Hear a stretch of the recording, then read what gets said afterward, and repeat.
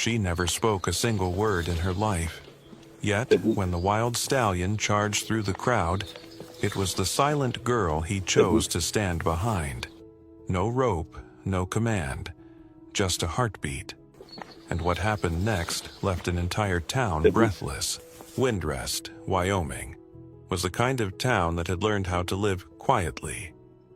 Nestled between golden fields and distant ranges softened by time and snow, it breathed in long, thoughtful exhales through the changing of seasons.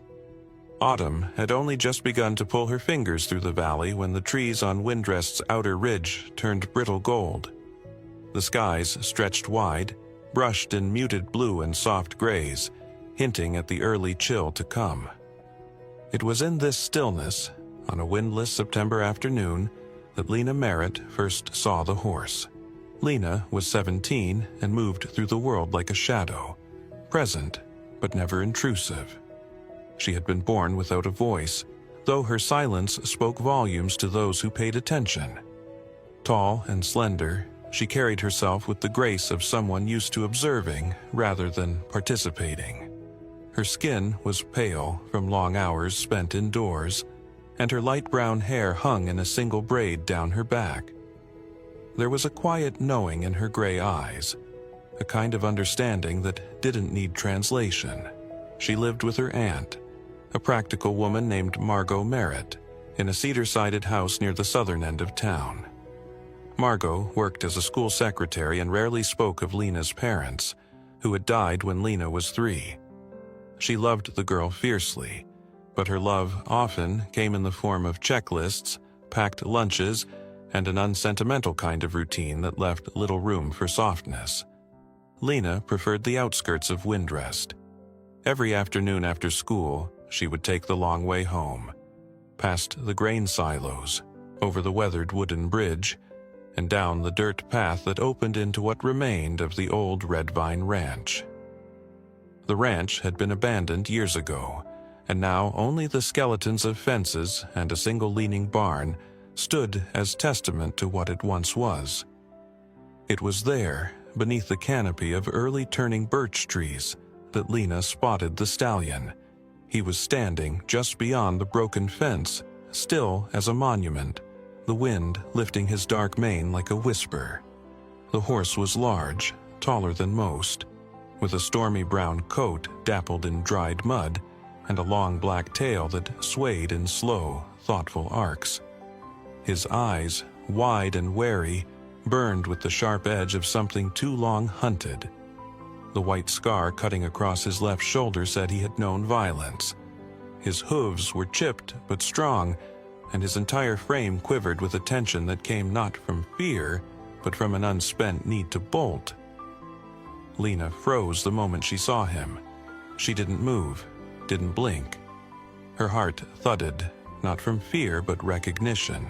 Slowly, as if in ritual, she slipped off her canvas backpack and sat cross-legged beneath a birch tree, 20 feet from where the horse stood. From the bag, she pulled out 3 slices of apple, crisp and red, and placed them gently on the flattened grass before her. Then she simply waited. The horse didn't approach that day. He watched her, ears pivoting with each sound, muscles taut as wire. After a full 10 minutes, he turned and vanished behind the trees like smoke. But the next day, Lena returned, and the day after that. Each time she brought apple slices in silence. She would sit under the same birch, notebook open across her knees, drawing the contours of his body from memory with a dull pencil she chewed the ends of. She never tried to call to him, never gestured. She simply let him see her. Across the ridge above Red Vine Ranch, nestled among evergreens and rocks weathered by time, stood a small wooden cabin. It belonged to Grace Thorne. Grace was a woman of 48, with a sharp, intelligent face lined deeply around the eyes and mouth. Not from age, but from grief.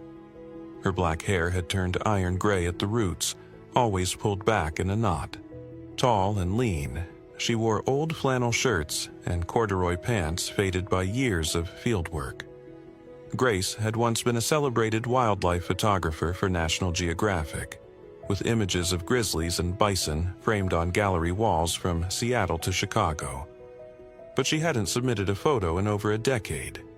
Her daughter, Callie, had died during a training accident at a competitive riding school in Utah when she was 15.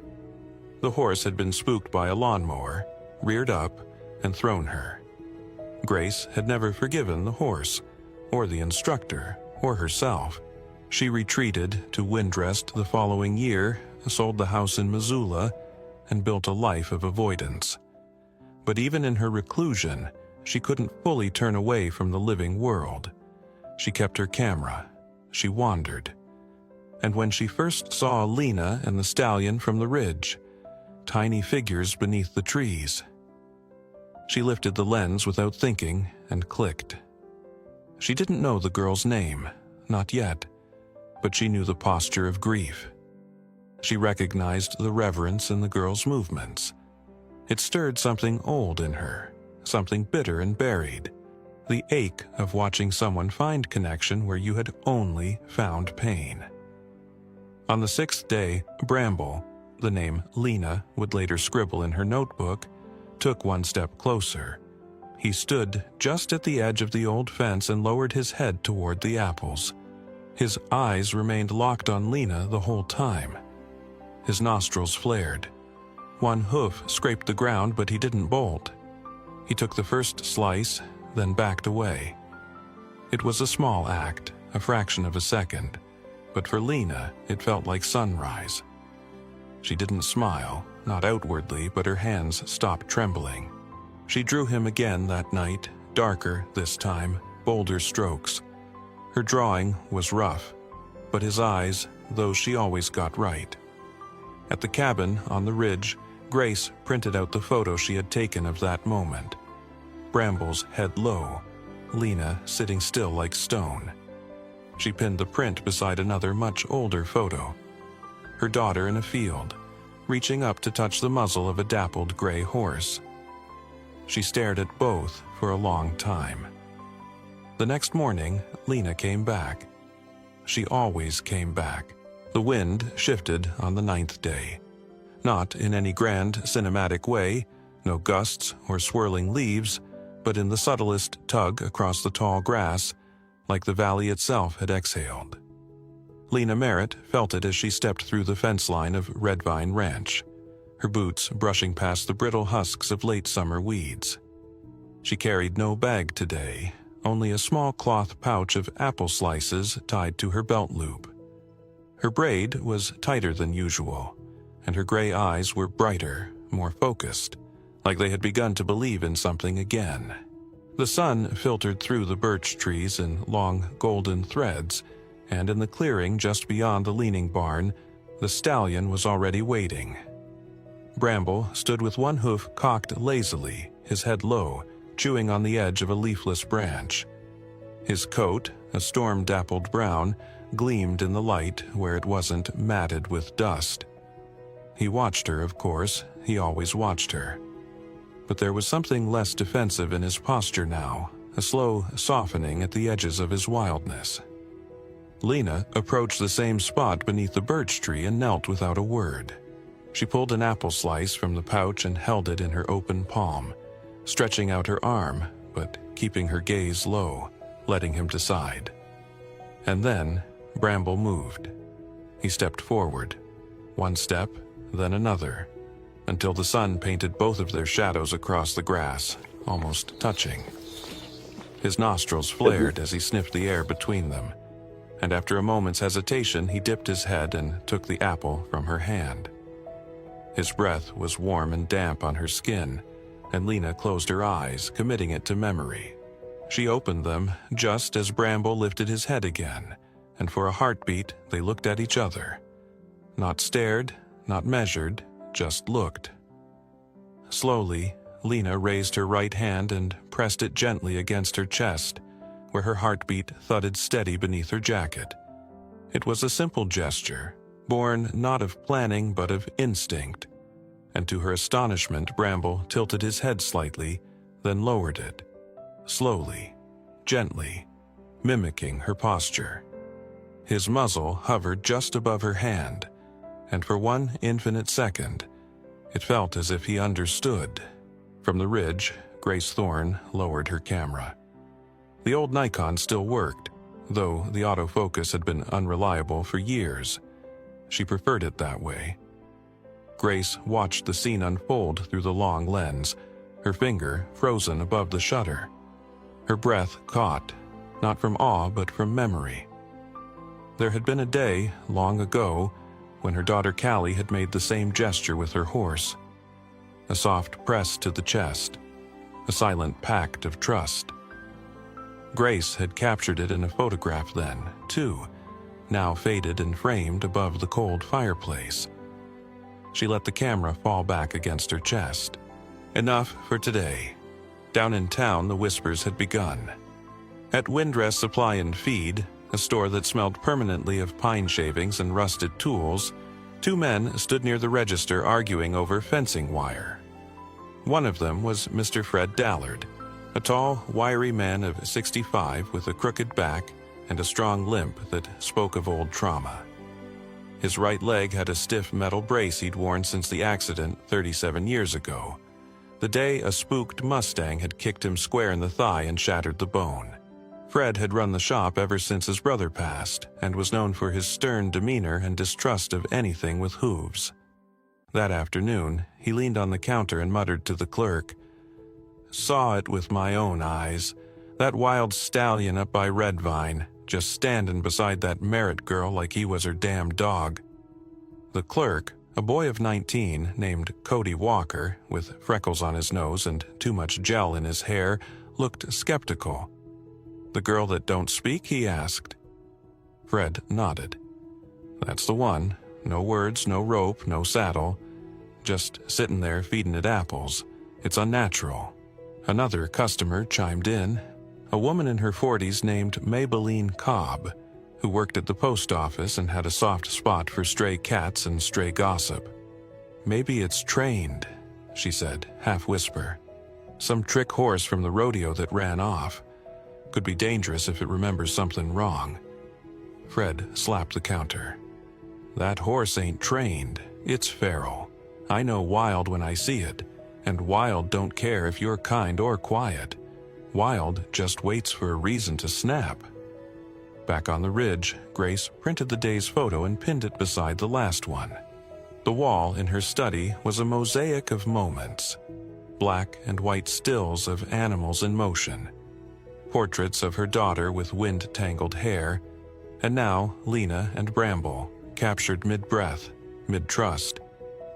She stared at the newest print a long time before she turned off the desk light. That night, Lena returned home just as the first stars began to blink open. Her aunt, Margot, was in the kitchen, pulling a tray of lasagna from the oven. Margot was in her mid-40s, with short-cropped auburn hair and a face that always looked slightly worried. Her frame was solid, her movements efficient, and though she never said it aloud, the effort of raising Lena had been both her pride and her fear. "You're late," she said without turning. "Again." Lena slipped off her boots and hung her coat. She didn't sign anything. She just walked to the counter and picked up the dinner plate waiting for her, the edges still warm. Margot sighed and wiped her hands on a dish towel. "I know it helps you, being out there. But just remember, not everything with four legs is a friend." Lena paused. Her eyes softened slightly, but she didn't nod. In her room later, she opened her sketchbook and drew Bramble again. This time, she didn't just draw his eyes, she drew his lowered head, the way he mirrored her, the delicate space between them. And beside it, for the first time in months, she wrote a single word in capital letters. Trust. The air was heavier that morning, as though the valley itself knew that peace was about to be disturbed. The leaves of the birch trees hung motionless, gold-tipped and tired, and the sky above Windrest was the same brittle gray as old iron. Lena Merritt arrived at Redvine Ranch just after sunrise, her boots leaving soft impressions in the dew-covered grass. In her hands was a small apple wrapped in cloth. She had taken to bringing them whole, letting Bramble bite through the skin himself. Somehow it felt more honest that way. Bramble had been waiting, closer now, just beyond the barn's long shadow. His posture had shifted in recent days. There was still tension in his frame, but it no longer screamed danger. He moved with the alertness of a creature still learning to trust, but willing to try. Lena raised a hand in greeting, her palm open, and walked slowly to their usual spot. Bramble met her halfway. When he stopped in front of her, his head dipped low, ears twitching, eyes softer than she'd ever seen. She held out the apple. He bit it gently, chewing slowly, and as he did, Lena smiled. Not wide, not for show, but small and genuine. Her free hand traced the air near his face, not touching, just mirroring. He didn't flinch. And then the silence shattered. The roar of a diesel engine tore through the calm like a blade. From the northern slope, 2 black trucks rolled into view, tires grinding the dirt path into noise. The horses in the surrounding hills scattered. Bramble reared slightly, nostrils flaring, eyes wide. Lena stepped back instinctively, shielding her face from the dust cloud forming around them. The truck stopped just past the fence line. 4 men stepped out, all dressed in matching navy jackets with a red insignia on the sleeve. Longspur equine retrieval. The tallest among them, a broad-shouldered man with a weathered cowboy hat and a trimmed gray beard, scanned the field with practiced eyes. His name was Clayton Reese, 53, lead trainer and enforcement contractor. He moved like a man who had wrangled more horses than he'd shaken hands. His right hand rested on the coil of rope slung at his side. The man beside him, younger, clean-shaven and stockier, was Dale Collier, 31, an ex-rodeo rider turned contract wrangler. His dark eyes were hard and unblinking. The other 2, quiet, lean, and forgettable, flanked them without a word, carrying poles and tranquilizer darts. Clayton raised a megaphone. "Ladies and gentlemen," he called, despite the only human nearby being Lena, "we are here under state authorization to retrieve a rogue asset known as Bramble. This animal escaped from a licensed racing facility in Texas nearly a year ago. He's been deemed dangerous and must be returned to our custody for assessment and control." Lena's breath caught. She took a step forward, hands raised, mouthing something that couldn't be heard. Clayton saw her. "Miss, step aside." But Bramble had already turned. The horse bolted sideways in a sudden burst of instinct, hooves pounding through the grass. The wranglers moved fast, too fast. Dale swung a lasso high overhead, shouting something to the others. The loop flew out and missed by inches. Another man shot a dart that embedded uselessly into a fence post. Bramble twisted, reeled, and bolted back the way he came, straight toward Lena. She didn't move, not even as the stallion thundered at her. Bramble stopped just short, skidding to a halt in the wet grass, mud flinging into the air. Then, without hesitation, he stepped behind her, not beside her, behind her. Clayton froze. The image was undeniable. The wild stallion, the mute girl standing between him and the men with ropes. One of the younger wranglers lowered his dart gun. "What now?" Dale snapped. "We wait," Clayton said quietly.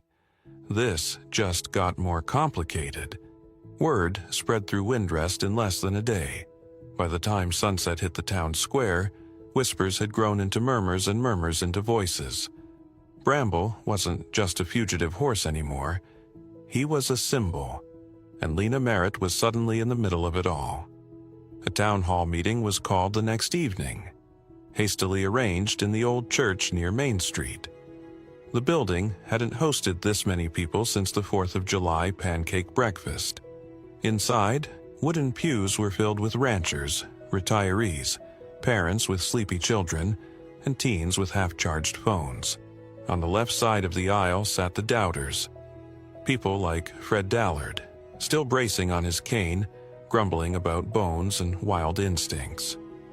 Beside him sat Edna Watkins, 68, small and hawk-eyed, who had once lost a foal to a rogue mustang and never quite forgave nature for it. On the right side were the believers, people who had seen Lena and Bramble with their own eyes.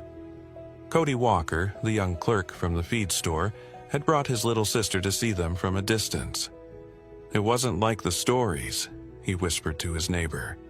"That horse looked at her like it knew her." Margot Merritt was there, her jaw tight, arms crossed. Lena sat beside her in silence, palms flat against her lap. Her eyes never moved from the podium. Then Grace stood. She hadn't planned to, but as the room buzzed with debate, something in her refused to stay seated. She walked up slowly, tall, lean, eyes sharp beneath graying lashes. She didn't need notes. Her voice, when it came, was low and deliberate. "My name is Grace Thorne," she began. "Some of you know me. Some remember my daughter, Callie." A hush fell. "She died in a riding accident 9 years ago. The horse wasn't wild. It was trained, disciplined, under one of the finest programs in the state. And still, she died.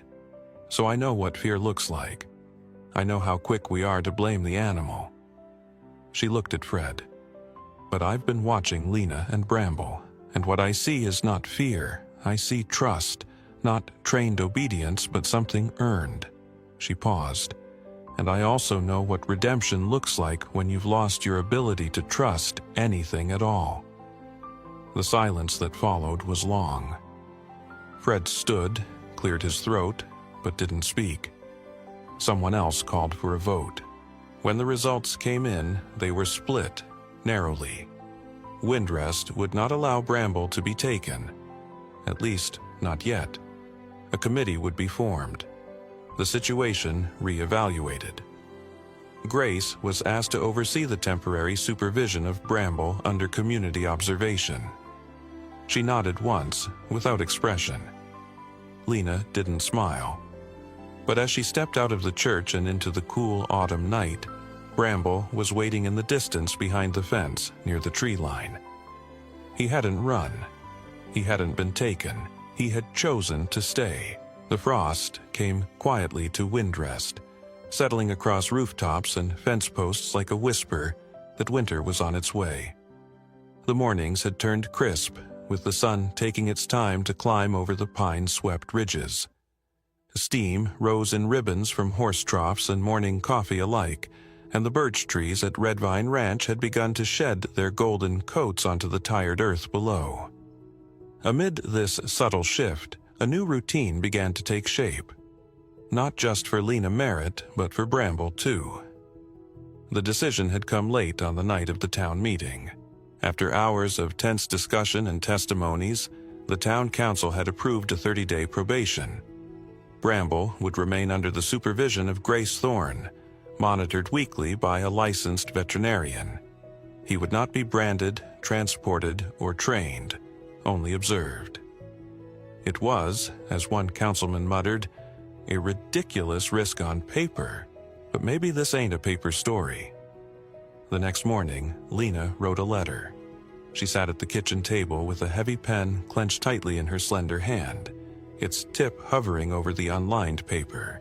Her Aunt Margot had left her alone, giving her space, pretending to fold laundry in the other room, but never far away. Lena wrote slowly, deliberately, forming each word in a blocky, careful hand. The letter was 4 pages long by the time she folded it, placed it in an envelope, and slid it into Margot's hand with a look that needed no explanation. Margot, a sturdy woman with practical eyes and an ever-present sigh in her breath, read it only once before nodding. "I'll read it for you at the review hearing," she said, "but only if you want me to." Lena nodded back. Nothing more was needed. At the community hearing, a week later, Margot stood before a crowd that had now grown far beyond Windrest's usual population. There were news vans at the edge of town, young reporters with polished smiles sniffing for a story. But inside the modest hall, things were quiet. Personal. Margot unfolded the letter, cleared her throat, and read, "My name is Lena Merritt. I am 17 years old. I was born without a voice, but I have always listened carefully. Bramble is a horse some people call wild. I do not think that word fits.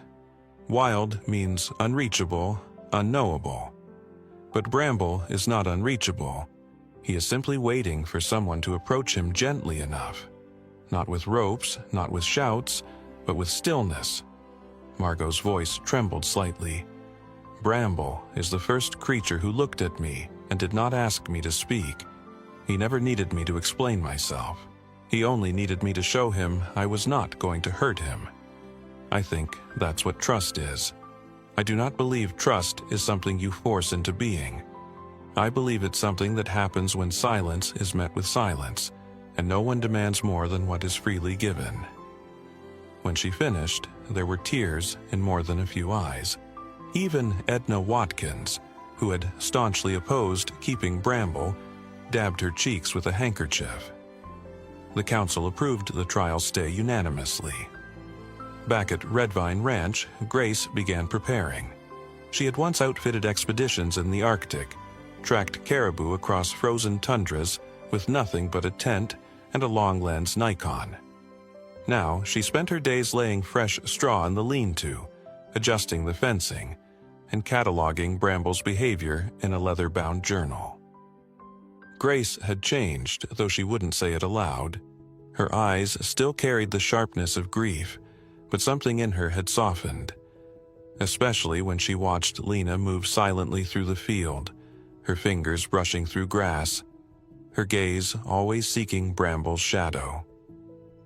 Each afternoon, Lena arrived with a different task in mind. She had begun gently desensitizing Bramble to human proximity.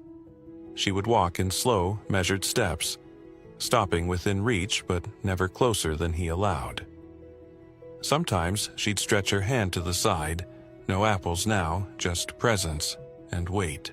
Other times, she'd turn her back and kneel, letting him approach first. Day by day, the horse grew more still in her company, less flinch-prone, more curious. On the 14th day of the trial, something new happened. Lena arrived just before dusk, the sky tinged in shades of lavender and ember. She had worn a soft woolen scarf that day, one her mother had knitted before she passed. Deep green with a row of crooked stars along the hem. Bramble stood near the fence, his breath visible in the cooling air. She walked toward him, hand out, not to offer anything but to be. He stepped forward, inch by inch, until his forehead was level with her shoulder. Then, with a slowness that took her breath away, he lowered his head and pressed it gently to the space between her neck and collarbone. His breath warmed her skin. She closed her eyes and lifted her hand, not to control, but to rest it lightly on his cheek. From the porch of the cabin, Grace lifted her camera, not out of habit, but out of reverence. She clicked once. Then she lowered it, let the moment live undisturbed. That night, the photograph was developed and pinned to the wall beside the first, the second trust. Meanwhile, something else had begun to bloom on the edge of the ranch, a friendship. Will Cooper was 9 years old and lived in the white bungalow 3 doors down from Lena's. He was small for his age, with an angular jaw, wide green eyes, and hair the color of acorns. Will had been diagnosed with generalized anxiety disorder at 5. Loud noises and crowds sent him into spirals of panic, and most days he kept to his room, drawing quiet pictures with dull pencils on printer paper. But Will had seen Bramble from his window. He had watched Lena, quiet Lena, whom no one bothered much, walk alone toward that broken ranch day after day. Curiosity, the gentlest form of courage, got the better of him. One afternoon he wandered over, He didn't speak at first, just stood at the far side of the fence watching. Lena saw him. She didn't wave or call. She simply stepped aside, allowing him to look. The next day he came again, this time with a pencil and notebook in hand. He sat cross-legged near the fence and began sketching. Bramble didn't come close that day, but Will didn't mind. He drew anyway. A week passed. By the 7th visit, Bramble had begun to recognize the boy's scent. He didn't retreat when Will appeared. One afternoon, while Lena stood to the side, Bramble walked halfway to the fence and lowered his head.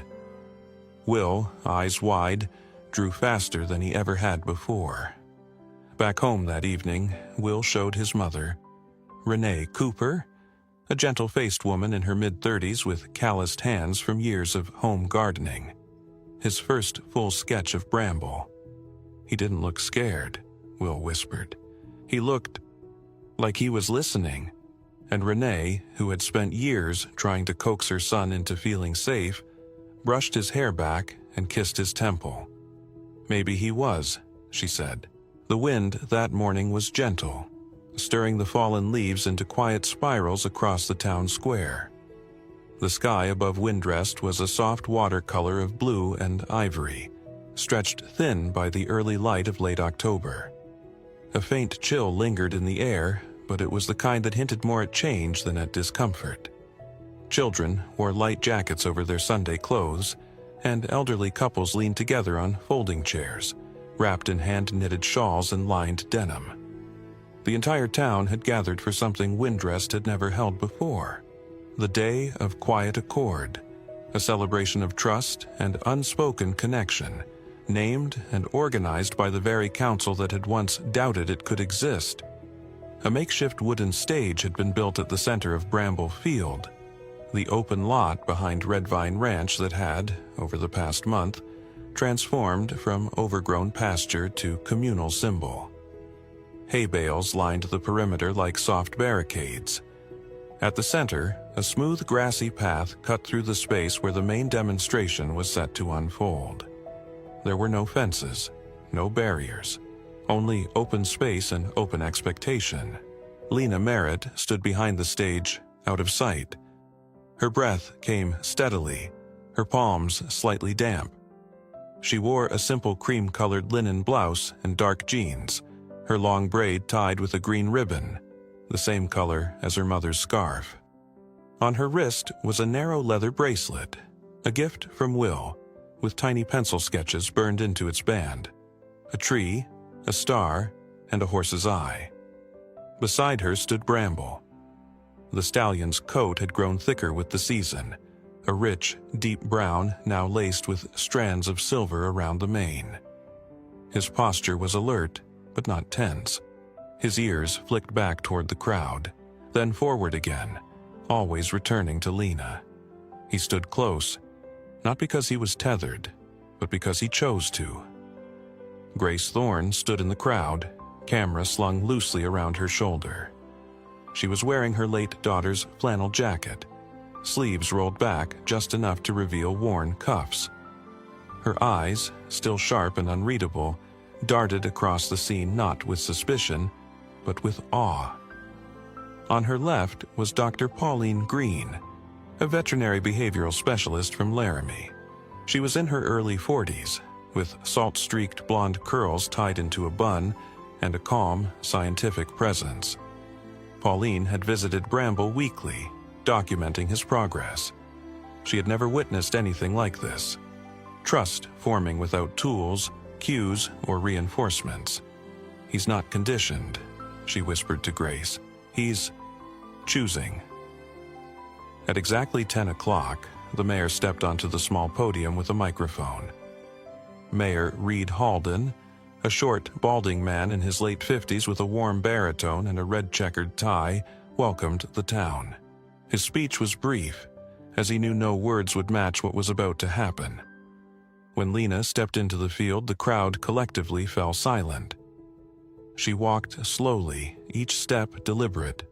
There was no saddle, no halter, no lead rope, just the rhythm of her feet, pressing the grass and bramble following beside her, matching her stride like a reflection. He didn't look at the crowd, he looked only at her. Will Cooper sat in the front row between his mother and Mrs. Beverly Jansen, the town's retired librarian. Will held a small folder in his lap, clutched tightly. His legs bounced nervously, but his eyes sparkled with something close to reverence. Beside him, his mother, Renee, wiped her eyes quietly, her hand resting gently on her son's back. When Lena reached the center of the field, she stopped.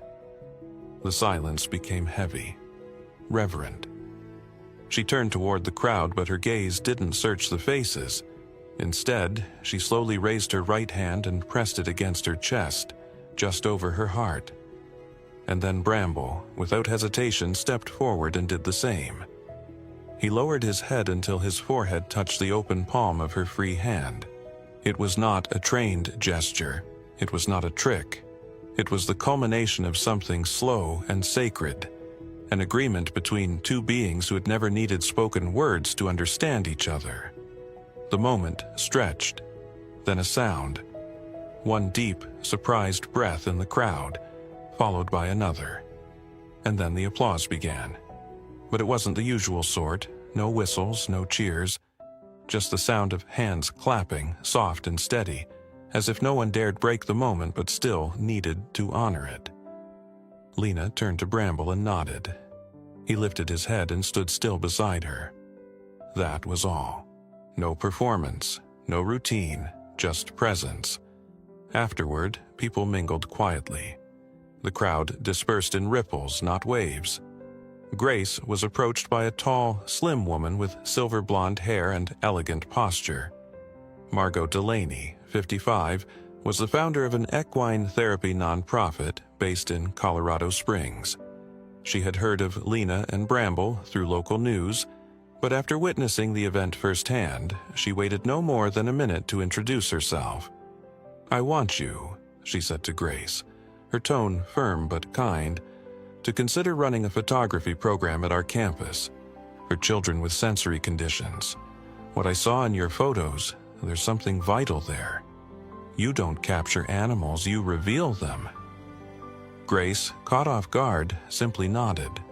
But later that evening, alone in her cabin, she found herself staring at her camera as if it had become something more than a tool again.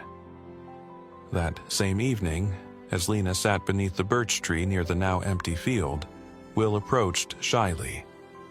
He wore his best corduroy vest and held the folder like a treasure. Inside was a drawing. It was Lena and Bramble, standing beneath the birch canopy, surrounded by falling golden leaves. His pencil work was delicate, careful. The shading around Bramble's eyes was especially detailed. He handed it to her without speaking. She looked at it for a long time, then looked at him, eyes full of something warm and bright. Lena reached out, pulled the boy gently into a hug, and held him there. No words passed between them. None were needed. When she pulled away, she pointed to the drawing and touched her heart. Will smiled. And that was enough. Sometimes the most powerful connections are built in silence, not through grand gestures or perfect words, but through presence, patience, and the willingness to simply be there for someone. Lena and Bramble reminded us that trust is not something you command. It is something you earn slowly, gently, and without force. In our own lives, we all carry fears, quiet struggles, and hopes we rarely say out loud. But perhaps, like Lena, we don't need to speak to be heard. And like Bramble, we don't need to be perfect to be worthy of love. If this story touched your heart, please consider sharing it with someone who needs a quiet reminder that healing is possible. Leave us a comment with your thoughts, and don't forget to subscribe to our channel for more stories that celebrate kindness, courage, and the invisible bonds that change lives. Thank you for watching. A 1-year-old German Shepherd, starved and scarred, lay trapped in a forgotten well behind an abandoned house, silent, shaking, and nearly invisible to the world. No one knew how long he'd been down there. No one had come, until two 10-year-old kids on their way to school heard a sound most would ignore. What followed was a 5-day journey of dirt, rain, and trust slowly rebuilt. But even after rescue, the hardest part wasn't climbing out. It was learning to believe again. Stay with us to witness how a broken dog helped mend a broken family, and why not every bark is loud, but every soul deserves to be heard. Autumn had laid its golden hand upon Haven Ridge, a small Oregon town nestled between old fir forests and slow-winding backroads. The morning air was crisp, scented faintly with wood smoke and the damp sweetness of fallen leaves. Clouds hung low over the quiet rooftops, and the sky held that pale silver hue that promised rain by nightfall. Along a narrow trail cut through brambles and blackberry vines, two children made their way to school, backpacks bouncing with each step and conversation flitting like birds between them. Wyatt Harper, 10 years old, led the way with long, confident strides. He was a wiry boy with warm brown skin, tightly coiled hair that he never brushed quite enough, and an ever-present curiosity glowing in his dark eyes. Wyatt had a habit of stopping to inspect things others passed over: a broken watch, a bent feather, the scattered bones of a rabbit. He lived with his mother, Natalie, a night shift nurse at Haven Ridge Medical, in a small trailer at the edge of town. Their home was modest, their dinners sometimes quiet, but Wyatt had grown into a boy who noticed everything, especially things others tried to forget. Trailing close behind was Ellie Monroe, also 10, a thoughtful girl with shoulder-length blonde hair usually tied into 2 uneven braids. Her eyes were sea glass green, soft and observing. She wore a faded blue jacket, 2 sizes too big, and carried a lunchbox adorned with faded stars. Ellie lived with her grandfather after her mother died in a car crash 3 years ago, a loss that had folded something inward in her. Since then, she rarely raised her voice or ran too fast, but Wyatt could always coax a smile with a joke or a dare. The children's usual shortcut took them past the edge of Pine Hollow, a forgotten neighborhood where houses sagged and weeds won. They rarely spoke while crossing it, as if some unspoken rule of childhood held sway. Places with peeling shutters and broken porches demanded quiet. But today, as they approached the twisted fence of a long-abandoned house smothered in ivy and rot, a low, strangled sound broke the silence. It was not a bark, not a howl, more like a whimper dragged through gravel. Wyatt froze mid-step, 1 foot in the dirt, head tilted. "Did you hear that?" Ellie looked up, brow furrowing. "Yeah, is that crying?" They crept toward the house, their shoes crunching on dead leaves. The place looked like it had been forgotten by time.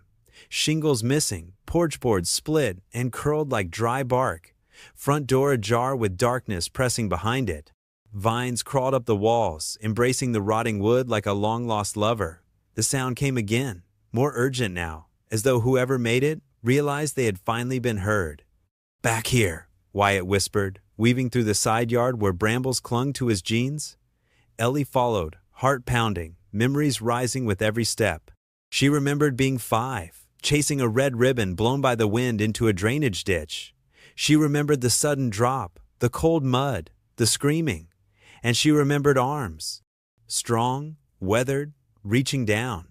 Her grandfather Earl had pulled her up without saying a word, just held her until the shaking stopped. That moment had carved something into her, the belief that even when everything was lost, someone might still come for you. Now, as they rounded the back of the house, that memory returned like breath in winter air. The backyard had vanished under overgrowth. A rusted swing set stood like a skeleton, and half buried in the ivy-choked earth was an old stone well. There was no cover, no warning, just a dark, vertical mouth yawning open. Wyatt reached it first. He dropped to his knees and peered over. "Oh my God!" Ellie arrived beside him, gasping when she saw it. At the bottom, perhaps 12 feet down, a young German shepherd crouched, its sable fur soaked and matted. The dog was painfully thin, ribs visible through its muddy coat. Its right hind leg bore a red gash, swollen and caked with dried blood. The dog didn't bark. It didn't snarl. It simply looked up with wide amber eyes, trembling from cold and fear, as if it had already decided no help was coming. "Someone dumped him here," Wyatt muttered, "or he fell in." He opened his lunchbox and tore off a corner of his peanut butter sandwich. "Hey, buddy," he whispered, holding the piece just above the well's lip. "You hungry?" The dog flinched as the bread fell, then nosed it cautiously, finally devouring it in seconds. Ellie stared, her hands clenched. "We have to get him out." Wyatt nodded but kept his gaze on the dog. "It's too deep. He can't jump. We'd need a rope or something, or a ladder." "I'll get my grandpa," Ellie said suddenly, standing. "He used to be a firefighter. He'll know what to do." Wyatt looked up. "You sure?" She nodded, already backing away, then turning to run. As she darted through the trees, her boots slipping on wet leaves, her mind reeled. She had never run so fast, not since that day at the ditch. This time, she wasn't the one in the hole. But someone was. And she couldn't let them stay there alone. Earl Monroe's boots crunched across gravel and brittle leaves as he followed Ellie through the overgrown side yard. The morning mist had thickened since she'd run to him, painting the town in shades of pale gray and sepia. He was a tall man, 68 but solid as a cedar post, with wind-cut wrinkles and hands calloused from years of firefighting. His silver hair was clipped short, and his blue flannel shirt hung heavy with the smell of wood smoke and pine sap. Earl didn't speak much, not since losing his daughter, Ellie's mother, in the crash. Her absence had hollowed a space in him that only Ellie could reach, and even then, only on quiet mornings like this, when she came to him not as a child needing protection, but as a small force of will he couldn't ignore. They arrived at the rear of the house, where Wyatt stood watch beside the open well. The boy's face was pale in the overcast light, his fingers curled tightly around the edge of his backpack strap. He looked up as they approached and gave a small nod, like a sentry handing off duty. "He's still down there," Wyatt said, voice steady but soft. "Hasn't moved much." Earl stepped forward, peering into the darkness. He took a flashlight from his belt and switched it on, angling the beam down into the well. The shaft illuminated damp stone, slick with moss, and finally landed on the hunched shape of the dog. The German Shepherd was curled into the farthest wall, its head lowered, body pressed to the dirt as though trying to disappear into it. The dog gave a low whine, flinched from the light, then turned its head away. "He's scared," Ellie whispered, standing beside her grandfather. "Not barking, just waiting." Earl crouched beside the well, his face set in a grim line. It's about 12 feet down, too far to reach by hand. Walls are slick, no footholds, he's in no shape to climb. He leaned closer, studying the animal. His eyes narrowed when he spotted a dark line encircling the dog's right foreleg, barely visible beneath the grime and tangled fur. A scar? Thin, circular, tight. Earl didn't say anything for a long moment, but Ellie saw the shift in his face, the flicker of recognition, the tightening of his jaw. Years ago, he'd rescued a black lab left to die in a shed fire. The dog had been chained so tightly it left a ring of blood and bone. He'd named it Gus. Gus had lived with him until it died quietly in Earl's lap 6 winters ago. That same look now passed across the face of the man crouching beside the well, though he said nothing of it aloud. "We'll try the rope first," he said. Wyatt opened his bag and pulled out a lunch container, still half full. "I have food," he offered. Earl took a coil of rope from the back of his truck, looped it securely through the handle of a canvas grocery bag, and nodded to Wyatt. The boy placed the sandwich, a boiled egg, and a piece of leftover sausage inside. They lowered the makeshift pouch slowly. The rope scraped the sides of the well. The dog startled at first, then sniffed the bag warily. After a pause, it nudged it with its nose, licking at the sausage. But it didn't try to climb or interact further. When Earl pulled the bag back up, it was lighter, but not by much. "He's too weak," Ellie said softly, "and scared." Earl nodded. "Let's try to lower the rope to loop him. Maybe we can get him partway up." The three worked together. Wyatt steadied the rope while Earl tied a loop he'd used in rescue drills for hoisting victims. He gently dropped the loop down, tried to maneuver it over the dog's shoulders, but the shepherd flinched away, pressed harder into the wall. Its breathing grew shallow, panicked. Even the careful nudge of the rope against its body made it recoil. "He's been hurt before," Earl said, finally standing. "Badly. Doesn't trust hands reaching toward him." He looked at Ellie, who stood quietly with her arms crossed, her face unreadable. She pulled a soft handkerchief from her coat pocket, pale yellow, faintly stained with berry juice from the week before. It was hers. It smelled of the woods and of the warm pockets where she kept tiny found treasures. Without a word, she knotted it to the end of the rope and lowered it. The dog didn't flinch this time. It sniffed, whimpered, then pressed its nose into the cloth and let out a long, trembling exhale. Its eyes blinked slowly, and for the first time, its posture shifted from recoiling to resting. "He knows we're not leaving him," Ellie said quietly. Earl didn't answer, but he didn't have to. He stepped back, pulled his phone from his coat, and dialed. "This is Earl Monroe. I need Havenridge SAR at 442 Pine Hollow. We've got a live animal in an old well. Maybe 12 feet down. Dog. German Shepherd. Looks underweight and injured. Not aggressive. The well's unstable and wet. No cover. Kids found him this morning." There was a pause. "Yes, I'll wait here. Bring a small rig if you can. We'll mark the road."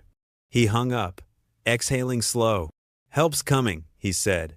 A few blocks away, Natalie Harper was wiping down the kitchen counter when she noticed the note. Written in Wyatt's careful block letters, it lay beside the half-drunk orange juice glass and a spoon still crusted with cereal.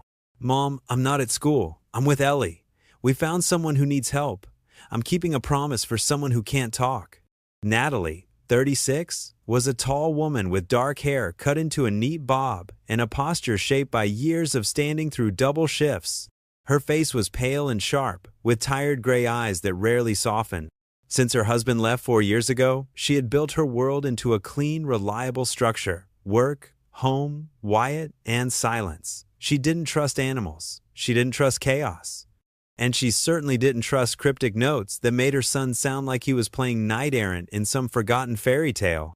But she folded the paper, tucked it in her pocket, and quietly pulled her coat from the hook. Back at the well, Wyatt had sat cross-legged beside the stones, humming softly, a lullaby he only half remembered. Ellie crouched a few feet away, speaking in a low voice about her favorite stories, her cat that had run away last spring, and the time she'd fallen off a tree swing and laughed through the whole fall just because her mom was watching. The dog blinked up at her, chest rising and falling in a gentler rhythm. Help was coming, but for now, the well still held its grip. The clouds thickened above Havenridge as mid-afternoon settled over the woods like a heavy wool blanket. The light had dimmed into a soft pewter gray, and the smell of damp soil and gasoline began to drift into the air as the distant rumble of an engine approached the overgrown backyard of the forgotten house. A single crow circled overhead, calling once before, gliding away toward the trees. The well still yawned open in the ground, and the children, Wyatt and Ellie, stood beside it like silent sentinels, eyes fixed on the dog below. Shadow, as Wyatt had begun calling him in his drawings, hadn't moved much. The dog still lay curled at the far edge of the well's base, his sable and coal fur matted and dark with grime. The wound on his back leg had stopped bleeding, but dirt clung to it, and his body shivered in rhythmic waves. Only his eyes seemed alert, scanning the shadows, tracking the smallest movement above, never barking, never growling, just watching. The gravel road behind the house crunched, and a small rig, part utility truck, part excavator, pulled up beside Earl's parked pickup. 2 figures emerged, both dressed in the red and gray uniforms of the Havenridge Search and Rescue Unit. One of them was a woman in her early 40s, with dark brown hair twisted into a practical knot and a purposeful gait that suggested she had no time for ceremony. Her name was Deputy Claire Rutledge, a field coordinator known for her calm in high-stress situations. Her face bore the weathered lines of someone who had spent more time in rain and mud than behind a desk. She was average height, slightly broad-shouldered, and wore a patch on her jacket that read, SAR K9 Certified. The man beside her was younger, lean and wiry, with a buzzed haircut and an easy grin that he hadn't yet summoned. Travis Bell, 29, was the equipment operator, quick with his hands and quiet with his words. A former mechanic who'd found purpose in rescue work after his sister went missing in a flood 5 years ago, Travis carried a small notebook in his back pocket filled with technical sketches and words he never said out loud. Claire knelt by the well, eyes narrowing. 12 feet, she asked. Earl nodded. Dog's under a year-old German Shepherd. Looks malnourished, injured, maybe abused, too weak to climb. Tried food, rope. He won't come up. Claire clicked her tongue, assessing. We'll dig a slope trench alongside. pull the sidewall gradually, and carve a climbable angle. It'll take a few hours, but it's safer than lowering someone. Travis was already unloading the equipment, hands working with efficient precision as he maneuvered the mini excavator into place. The earth here was stubborn, thick with roots and embedded stone. Each motion of the bucket sent tremors through the ground that made Shadow flinch below. Ellie stepped back, clutching her worn copy of Charlotte's Web. He doesn't like the noise. Wyatt looked at her, then down into the well. Maybe he needs to hear something else. He pulled out his sketchbook from his bag and flipped it open. The page showed a rough pencil sketch of the dog's face. Eyes large, body hunched in shadow. Beneath it, he'd written in block letters, "Shadow, lost but not gone." "He's part of a story now," Wyatt said, showing it to Ellie. She nodded, then knelt beside the well and opened her book. Her voice was soft, uncertain at first. Wilbur didn't want to die. He didn't know what it meant, but he didn't want to go alone. She glanced at Wyatt. Maybe Shadow doesn't either. So she began to read. Loud enough to carry down the shaft, but quiet enough not to frighten. Every few sentences, she paused. Sometimes Wyatt chimed in with a silly voice or an extra line he made up. Above them, the excavator clanked and groaned as Travis worked, creating a curved slope toward the well, starting far from the edge and angling inward. They couldn't get too close. Any vibration might cause collapse, but every foot of progress mattered. After 2 hours, the trench had reached about halfway down the side. Claire climbed down briefly to assess the angle. "Still too steep," she muttered to Earl. "He won't be able to climb with that leg the way it is. We'll need to keep cutting. Another hour, maybe 2. Earl stood nearby, arms crossed, his jaw clenched. He hadn't said much since the digging started. But as he looked down and saw Shadow's tail twitch ever so slightly when Ellie read the word home, something old and hidden flickered in his eyes. His gaze drifted to Claire, who was now on the phone with the local sheriff's department. She handed him the phone after a moment. "It's about the dog," she said. Earl took the call, his brow furrowing deeper as he listened. "Confirmed. German Shepherd. Was part of an abuse case in Clearwater Township. Male, estimated 10 to 12 months. Had a tag. Shadow. Owner fled after charges were filed. Dog's been missing for nearly 2 months. Thought dead."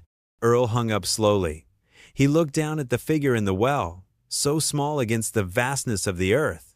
"I knew he wasn't just lost," Wyatt said, standing nearby. "He's broken, like someone dropped him and walked away." Ellie looked at Wyatt, surprised. He rarely spoke that way. He shrugged, eyes fixed on the well. "My dad did the same. Just left one day. I didn't bark either. I just waited and stopped talking about it." Earl turned toward Wyatt, not speaking, but something shifted in the older man's posture. A small tilt of the head, a longer breath, the kind of pause that means understanding, not pity. By the 5th hour, dusk had begun to fall. A hush settled over the backyard as the final scoop of earth tumbled down the slope. Claire climbed back down, testing the incline with slow, measured steps. The trench curved gently to the base of the well now, packed and reinforced. The ramp was narrow but firm. "Okay," she said softly. "This is it." Ellie knelt beside the well and called down, voice trembling. "Shadow, come home." The dog stirred. First just a lift of the head, then a small movement of the front paw. He sniffed the slope. Slowly, painfully, he pulled himself forward, one leg, then the next, dragging his weight. His wounded leg slipped once, but he caught himself. His breath came ragged, and his eyes locked on Ellie. She didn't move, just whispered, "You're almost there." Another step, then another, and then, with the faint wind stirring the yellow leaves into tiny spirals, Shadow placed one trembling paw on the edge of the slope, pulling himself fully out of the well. He collapsed at Ellie's feet, panting, shaking, but free. She reached forward, not to touch, but to hold her palm out. He sniffed it, then pressed his nose to it. The backyard was silent, but for the whisper of leaves and the rustle of wind. Somewhere far off, a siren called toward another emergency. But here, under the falling dusk, one life had just been saved. The rain came in steady threads that evening, wrapping the town of Havenridge in a hushed cocoon. The wind brushed through the red and amber leaves with the gentleness of a lullaby, and the gutters along Earl Monroe's old cedar-sided home trickled with soft rhythm.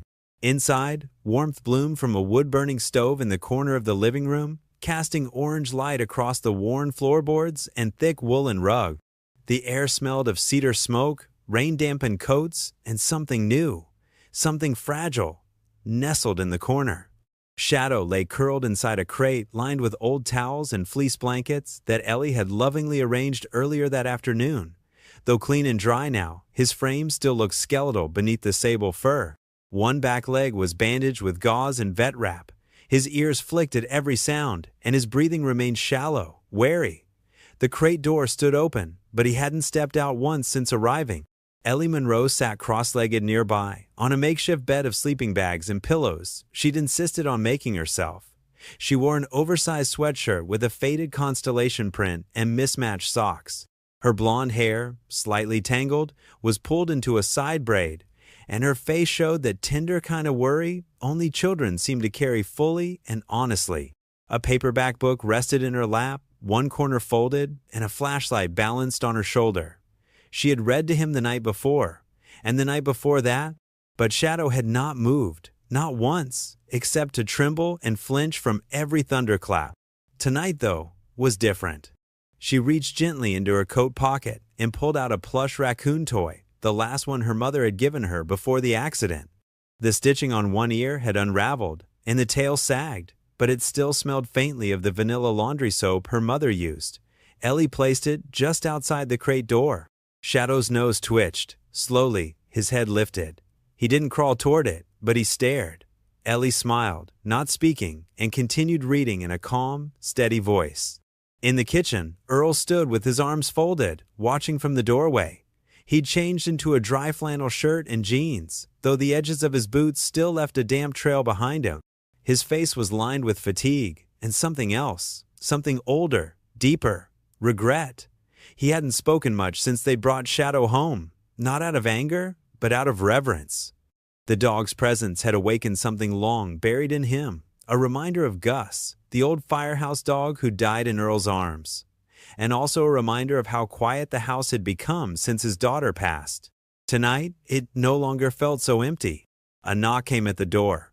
Earl moved stiffly to answer it. Standing there, under the shelter of a wide black umbrella, was Natalie Harper. She was tall, in her mid-30s, with a sharply structured face and tired gray eyes. Her dark hair was pulled back in a tight bun, and she wore a deep green raincoat that shimmered with droplets under the porch light. Her hands, normally steady from years in emergency nursing, were clenched loosely around the strap of her handbag. "I came to check on Wyatt," she said simply. Earl nodded and stepped aside. Natalie wiped her boots on the mat and entered. She didn't remove her coat. Her eyes scanned the room, landing quickly on her son, who was kneeling by Shadow's crate, gently applying a dab of antibiotic cream to the dog's injured leg. Wyatt moved with a quiet patience that surprised her. His curly hair was damp from running outside earlier, and his jeans were smudged with dirt, but his expression was focused, careful. He whispered something to Shadow, something she couldn't hear. And though the dog didn't move, it didn't pull away either. "You're letting him touch it," Natalie said softly, more to herself than to anyone else. Earl nodded. The boy's calm. Animals know when someone's not going to hurt them. Natalie said nothing for a while. Then her voice dropped. "I didn't expect him to be this gentle." Earl glanced sideways. "Didn't expect a dog to open up so fast either." Natalie's eyes softened slightly. She stepped closer to the crate, crouched slowly, and studied the animal. Shadow's eyes flicked toward her, muscles tensing. She stopped moving, held her hands still. "He's still scared," she said. "That look, I've seen it before, on people." She paused. "During the Iraq rotation in 2008, she continued, voice lower now, "we were stationed near Tikrit. A bomb went off outside the gates. One of the medics I worked with, Jonas, he ran toward the blast. There was a K9 unit out there. Dog had taken shrapnel. Jonas didn't even hesitate." Her voice cracked for a second, and then she composed herself. "They both died before sunrise. He saved the dog, and then bled out on the tarmac." Earl didn't respond immediately. The fire crackled softly in the background. "That what made you leave the Corps?" he asked. Natalie nodded, her throat tight. and why I don't keep animals. Or didn't. Wyatt looked up at her then. His face was blank, unreadable. But his eyes, those eyes she'd stared into since he was born, were full of questions. And maybe something else. Hope, or forgiveness, or that quiet plea only a child can give without words. I think he wants to stay, he said. Natalie looked at the dog. Shadow was still watching her, unmoving, but he no longer trembled. I don't know if I'm ready, she admitted. You don't have to be, Wyatt said. He just needs somewhere not to be afraid. For a long time, no one spoke. Then Ellie shifted under her sleeping bag and turned toward the crate again. She opened her book to the next chapter. As she began to read aloud once more, Shadow shifted for the first time that evening. Slowly, stiffly, he stood. His movements were tentative, uneven, but he stepped forward, once, then again, until his head reached the crate door. Ellie stopped reading, holding her breath. Shadow reached the plush raccoon, sniffed it, then gently laid down with his nose resting beside it. No one spoke, no one moved, but something had shifted in the room. That night, as rain tapped gently on the windows and the fire burned low, Ellie asked Earl if she could stay in the living room. He agreed without hesitation. She curled under her blanket beside the crate. Flashlight dimmed, voice still humming from the story. Sometime in the middle of the night, when the wind had softened and the storm began to pass, Shadow stood and stepped out of the crate. He padded over, slow and uncertain, then lowered himself beside Ellie. She didn't stir. But when his head came to rest across her legs, her hand reached out in her sleep and brushed gently across his ear. And for the first time since he'd fallen into that well, Shadow closed his eyes and slept. The first Saturday of October arrived with a cool breeze and a sky the color of old denim. Leaves rustled underfoot as families streamed into the Haven Ridge Community Park, where the town's annual harvest fair was already humming with laughter.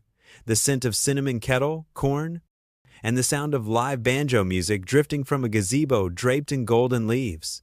Booths lined the paved paths, homemade jam stands, knit scarves, pies cooling in aluminum trays. And at the far end, near the pumpkin patch, stood a white canopy tent marked with a bright, hand-painted sign, Second Chances, Rescue Dog, Adoption, and Awareness. Under the tent, folding pens were set up for dogs of all sizes. Volunteers in red shirts bustled around, refilling water bowls and chatting with visitors. At the edge of it all, standing slightly apart from the others, was a crate covered loosely with a blanket to block the crowd's chaos.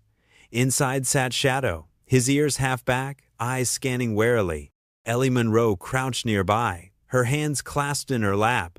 She wore a denim skirt over striped leggings and her favorite wool cardigan with an embroidered fox near the pocket. Her blonde braid had loosened in the breeze, strands sticking to her cheeks. She didn't speak, but every few seconds she glanced at the crate, hoping he'd step out. Shadow had made progress. In the week since he'd left the well, he'd begun to eat with less hesitation and even ventured briefly out of his crate when no one was watching. But crowds, laughter, strangers crouching with open palms, and too many voices at once, it was too much.